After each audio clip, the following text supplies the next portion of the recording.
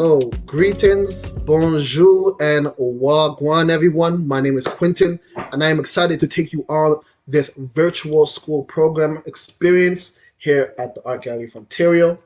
The virtual school programs are made possible through the generosity of the AGO community. And with that said, I would like to give a huge shout outs, a huge thank you to the Michael Young Family Foundation. I am curious to know where in the world are you tuning in from? Feel free to let me know in the Q&A. And also let me know if you've been to the Art Gallery of Ontario before. Okay, well, hello to the folks from Toronto. Greetings to the grade 7 and 8 virtual class from Thunder Bay. And if you haven't been to the Art Gallery of Ontario before, I see there's quite a few people who haven't been, so welcome virtually. The image that you're seeing on the screen is the Art Gallery of Ontario from the corners of Dundas and McCall, downtown Toronto. Hello to people in Brantford. Greetings to folks in Vancouver, British Columbia, Mississauga, Ottawa, Chatham, and Kent. Greetings to Toronto Waterfront School Virtual. The land that the Art Gallery of Ontario is on is Mississauga in the Shawnee Territory, also known as Mississauga. It's also governed by a treaty between the Mississauga of the Credit and the Canadian government. Toronto is Mississauga, the Shawnee Territory. It has also been occupied by other Anishinaabe, the Haudenosaunee, and the Wendat confederacies. Now, we share these land acknowledgements to create awareness that the Indigenous peoples are still with us, amongst us, and still influence us and inspire us as much as we do them. And here at the AGO, we are constantly working towards improving our relationship and how we coexist in this place and space that we share and now call home. And so I personally like to share resources with people, which is a website that you can type in your own personal address or your school's address or your work of employment address and learn about the territories and the history and the people who are the original keepers of the territories. And that website is native-land.ca. And I encourage you to visit it whenever you get the chance. And so a little bit about myself. I am a visual artist. My background is in painting and digital animation and 3D art, but also I do a little bit of sculpting as well. And I created Toronto's first monument of a person of African descent, which is of Joshua Glover, and that's that picture that you're seeing there. And Joshua Glover was a formerly enslaved African who found freedom here in Canada in the 1850s, 1860s, and helped to create integrated communities here in Canada, in Etobicoke specifically in Toronto. And so I've been honored to create this bronze sculpture earlier this year. And it's the first of its kind in Toronto. And so I also have my master's in art education from Concordia University in Montreal. And so I say all of that to say that I think it's safe to say that I know a little bit about art. And so feel free to ask questions about the work that we'll be seeing today. I'll be sharing my perspectives from an artistic standpoint, but then also from an art historical standpoint, as well as a historical standpoint. And also we'll be talking about some of the stories embedded in the artwork as well.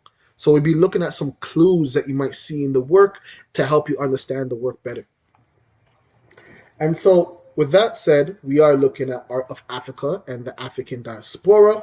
And I wanted to break down a couple definitions with you so we can make sure that we all have the same understanding about the work that we'll be talking about. I also want to let you know that the transcript button is available to turn on closed captioning for those who may have some difficulty hearing or following along with the audio. You can also read what I'm saying by turning on the closed captioning transcript on your end. And so the first definition is diaspora. And that is a relocation of a group of people and community from their homeland or place of heritage origin. And so in that context, African diaspora refers to the many communities of people of African descent who are dispersed throughout the world due to historical movements and the majority of African dispersal resulted from the transatlantic slave trade that took place from 1500s to the 1800s, and that was the largest forced migration in human history. And so this map that you're seeing right now is an indication of different African diaspora community populations in different countries on different continents around the globe. And so you can see that dispersal has taken place all around the world, with the largest population being in Brazil, in South America, and Colombia, and in North America, United States of America. And then you also have Cuba and Haiti, and then you have other places like throughout Europe, and also Canada and Mexico as well. So those are some of the largest diasporas globally. A couple more terms that I want to share with you all before we get into the art, so you can have a better understanding again of this work. And so the first term is continental African. And this is a term that refers to a people belonging to an African ethnic group living within the regions of the African continent. And an ethnic group is a group of people who identify with each other based on shared or similar histories, cultures, family, and languages as it relates to their area of origin or where they live. And then the last two words is artifact and aesthetic. And so artifact describes any object that is either a tool or an ornament that is made by a human as a part of a past culture or stage in the development or the progress of a culture. And then the last word, I love this word, aesthetic. And that refers to a term that relates to the appeal or the beauty, style, or trend of something in a design or pattern. And so today we're going to be looking at the aesthetic in the artwork, and we're going to learn about some ethnic groups as well. And so the first art piece that we're going to be looking at is coming from the regions of Martinique, located in the Caribbean. And I'm going to quickly highlight where Martinique is. It's in the southeast region of the Caribbean, right above St. Lucia, and east of Mexico, and Central America, and north of South America. So it's a part of the African diaspora. And this art piece is a photograph, an albumin print, which features a woman dressed very uniquely. And we see that there's a lot of different indicators of who this woman is and what this woman's about. And I am curious to know, what are some things that stands out to you about this photograph? And as you put your answer in the Q&A, I'm going to tell you a little bit about Martinique. So Martinique is an island that is known for its lush agriculture. So lots of greenery, vegetables, fruits, and again, it's close to the equator in the Caribbean, and so it's a very hot island. Another thing that's really interesting is that for a very long time, they were occupied by the French in 1636, and they actually went to war with the British and the French to gain the rights and the ability to rule their own island and live on the island how they saw that they want to live. And so Martinique has been a really interesting location in the Caribbean, as it's been occupied by the French for a very long time to this day. It's actually considered as an extension of France. And so this photograph was taken in 1890, which was about 56 years after what is known as emancipation.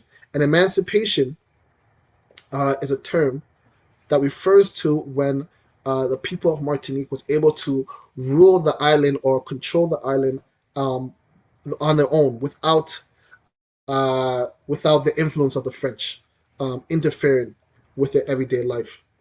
And so someone mentioned that in this photograph, They notice her hair; it's like a colored gold. Her hat, that she looks wealthy, and her hair is tied up, look almost like Princess Leia from Star Wars. She looks wealthy. Someone else said she looks relaxed. Someone noticed her beaded necklace. That's all such a great observation. And someone mentioned the hat, clothing. Thank you for mentioning that, and the jewelry and dress. And so, what this woman is wearing is very telling of what Martinique went through in terms of the transformation of history. So this is during a time period where Martiniques are taking control of their life and living their life as they see fit. And so what we see in this image is actually this woman blending the influence of the indigenous cultures of the Caribbean. So this is the Caribs and the Arawaks and the different indigenous populations that were there with her African influence and then also European influence. And so we can see that through the beaded necklace, and I'm going to highlight that for everyone to see. So we can see the beaded necklace is probably something that was locally done, and taught to her by the indigenous people, but it also could be a reflection of her African background. We see the earrings, beautiful earrings, and the ornament on the hat. And then also she has bangles, these beautiful bangles and bracelets. And so another thing that was really interesting is that she has a ring on her ring finger, which might indicate that she's married. And this is a big deal as when slavery was taking place, before emancipation took place on the island, people were not allowed to be married. So this is very telling of the change that Martinique went through. So the fact that she can be married and be photographed. And so I want to make mention to the photograph. The photograph is an albumen print. An albumen print was invented in 1851, which is just almost 30 years prior to this photograph being taken. And so it was a new technique that consists of using albumen, which is egg white, and is placed on a glossy paper and is coated on the paper, and they use another substance to put on the film, the negative film, which will then burn through the egg white onto the paper. And so what happens then is that you get a really rich color of contrast. The word is contrast. And so this means that there's different levels of value in the shades that we see. So things going from light to dark, there's more variation of that.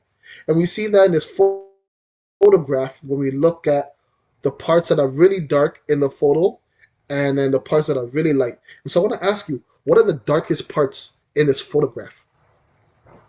Let me know.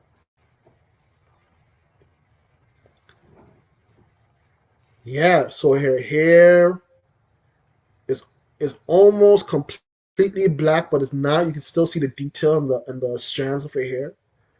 And then yeah, the fur. So her fur is also a really dark part.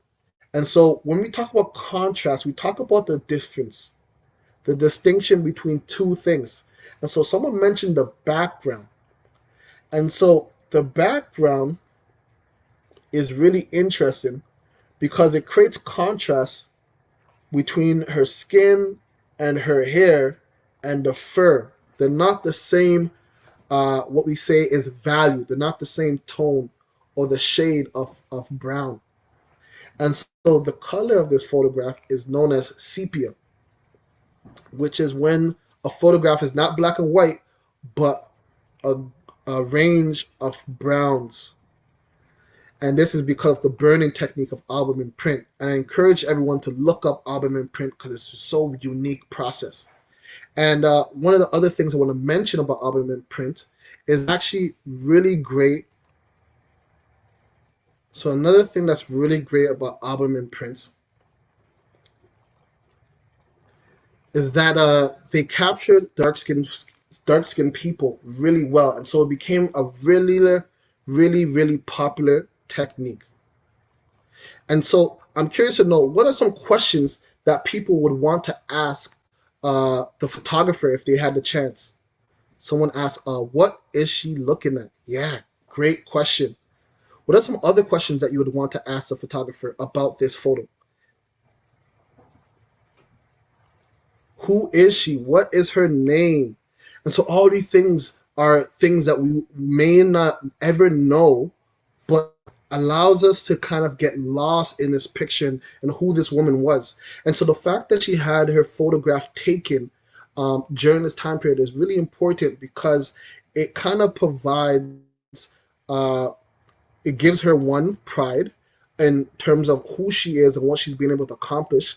Because we can see that she's been a successful woman um, based on how she's dressed. But we also know that uh, this photograph represents that she might be someone important in the community. As taking a photograph during this time period wasn't as easy as taking a selfie. It takes quite a long period of time.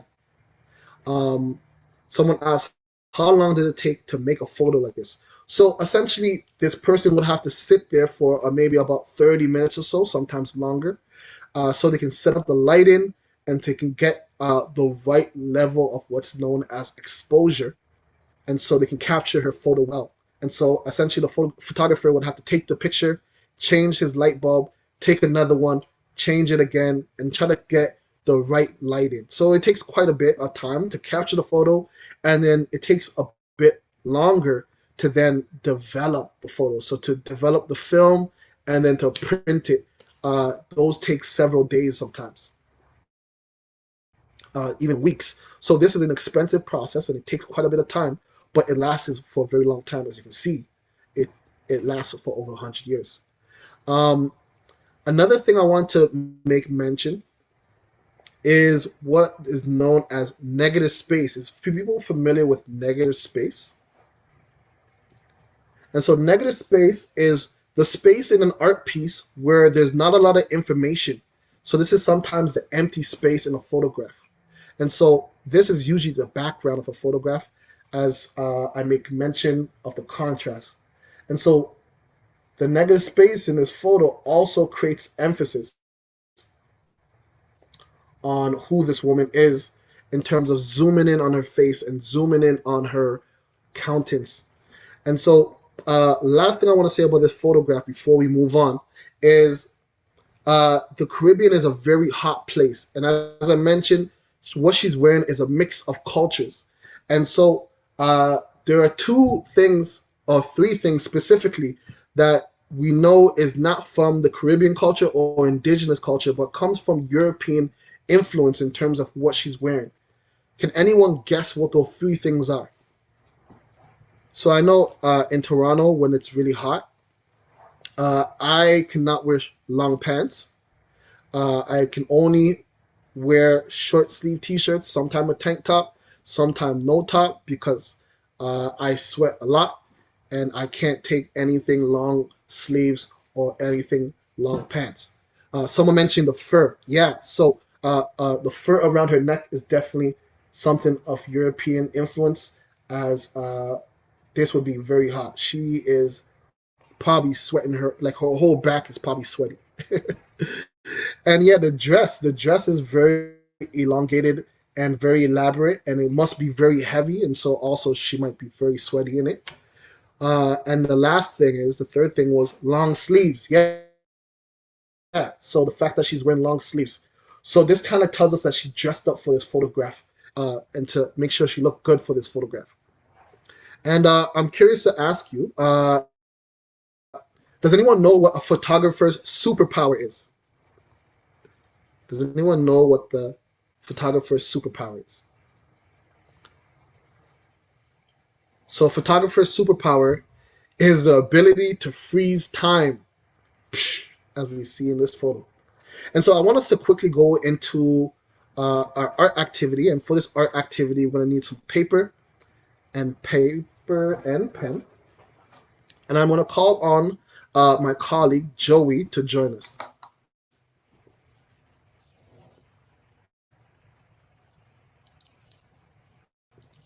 Joey, are you there? Hi, Joey. All right. So for this activity, we are going to first trace our hands.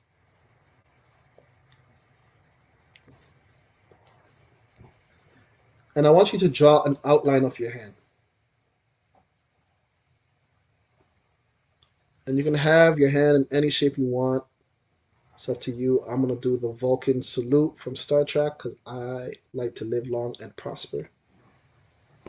And once you finish doing that, I want you to take a deep breath. And I want you to, as you breathe out, to scribble and just let loose around your paper and try to fill the space around you. And I want you to do it as you breathe in and out and feel relaxed as you do it. And just allow the filling of the space be timed with your breathing. And once you have the space filled, you can stop. Amazing. And now inside of your hand, I would like you to write down 3 adjectives for yourself. What are 3 words that are positive that describes who you are? And feel free to write down some words in the Q&A to suggest them. So first thing I will put is funny. There's loving. You can put caring. You can put intelligent. What are some words that people are thinking of or is coming to mind? Creative. Well, that's a great word. Strong, confident. I'm going to put confident. Someone put smart, loyal. That's a great word. We put loving. I'm going to put caring. So once you have those 3 words, I want you to say out loud to yourself the 3 words. And I want you to say it starting with saying, I am. So I am funny, even though Joey doesn't think so. I am confident. And I am caring. Beautiful. Thank you. So we're going to look at our last art piece today. And I want to thank Joey for his participation. And then we're going to wrap up shortly. And so this last art piece is coming from the region of Mali. And Mali was known for having a huge, huge African kingdom and was known for having the largest deposit of gold. And this artist is coming from the regions of Mali. And he uses a lot of negative space in a really interesting way to explore contrast. So contrast between the people in the photograph and in contrast to what's happening outside of the photograph. I'm curious to know what stands out to you in this photograph.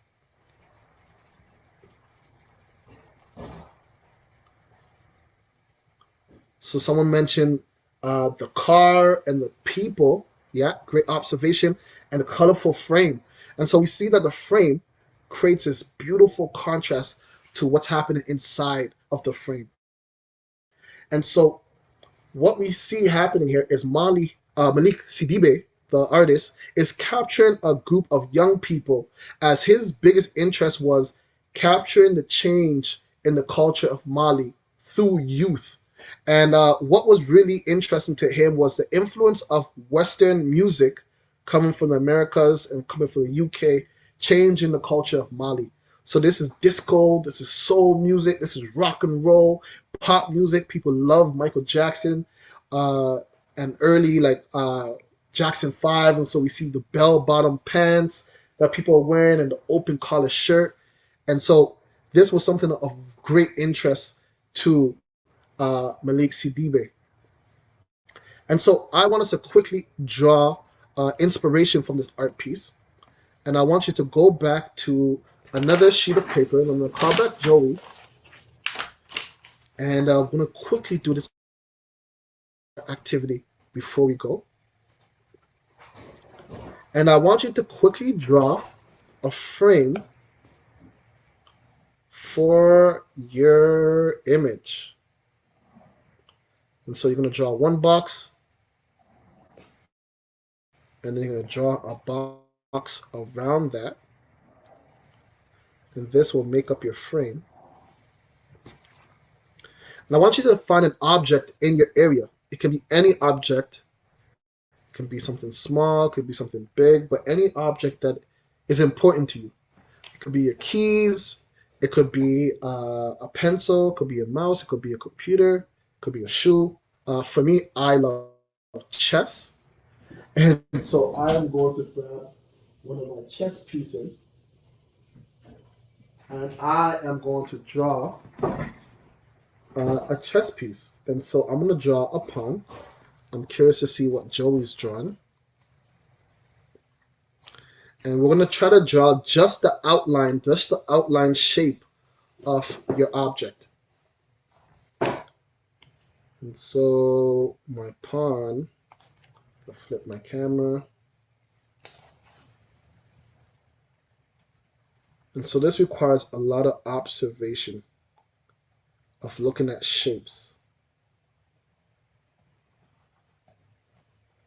And so I have my pawn shape here.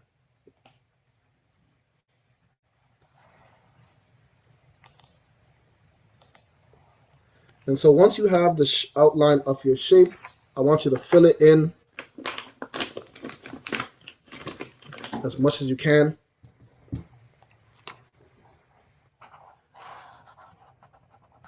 And then you are going to